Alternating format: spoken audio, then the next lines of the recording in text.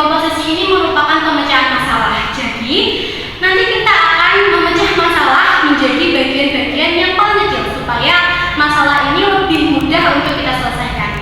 Yang kedua ada pattern recognition. Pattern recognition ini merupakan pengenalan pola. Jadi kalau kita punya masalah, kita harus mengenali masalah itu dulu. Yang ketiga merupakan abstraksi. Abstraksi ini yaitu membuang detail-detail atau hal-hal yang tidak perlu supaya masalah lebih mudah untuk diselesaikan. Dan yang terakhir yaitu algoritma. Algoritma ini merupakan langkah-langkah kita untuk menyelesaikan sebuah masalah ini. Contoh sederhana saja,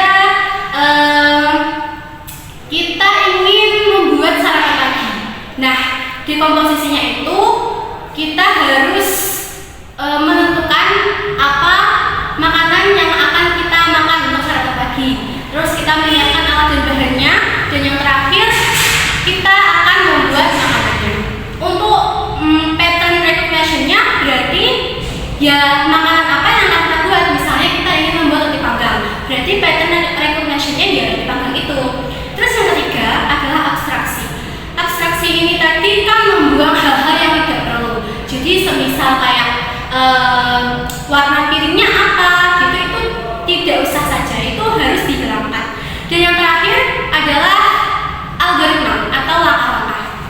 Nah, algoritma ini berarti kalau kita mau membuat sarapan pagi, jadi kita harus menentukan nih gimana langkah-langkah kita untuk membuat sarapan pagi, yaitu roti panggang tadi. Gini, yang pertama siapkan alat dan bahan untuk membuat roti panggang itu tadi. Yang kedua, panggang roti. Yang ketiga, siapkan piring atau alat makan lainnya, contohnya seperti sendok, pisau ataupun garpu. Terus yang keempat, jika roti sudah selesai dipanggang, maka selanjutnya taruh roti di piring. Terus langkah selanjutnya beri topping sesuai selera, bisa saus atau mungkin susu ataupun coklat, sesuai selera saja. Dan yang terakhir, sudah siap, roti panggang sudah siap untuk dinikmati. Saya akan menjelaskan tentang algoritma logika.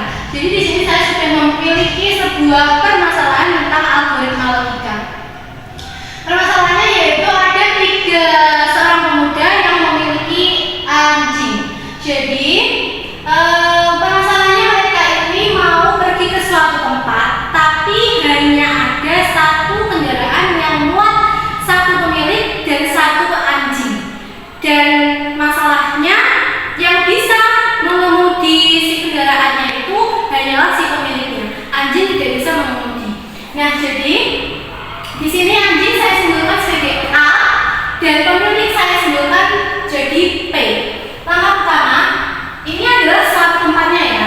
Misalnya langkah pertama itu anjing pertama dan pemilik pertama ini pergi ke tempat tujuannya itu duluan.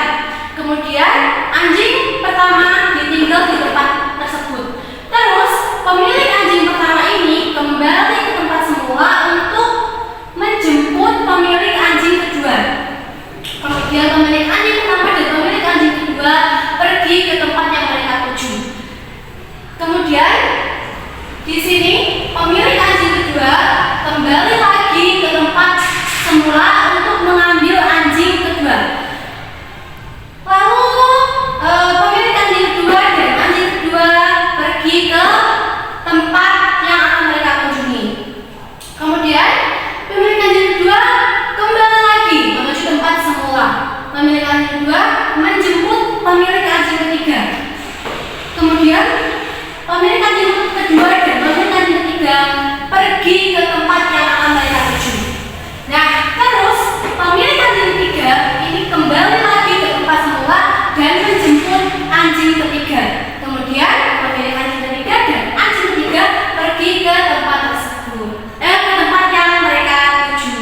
Nah, jadi dengan cara seperti ini kita bisa menggunakan satu kendaraan yang hanya muat satu pemilik dan satu anjing, dan juga pemilik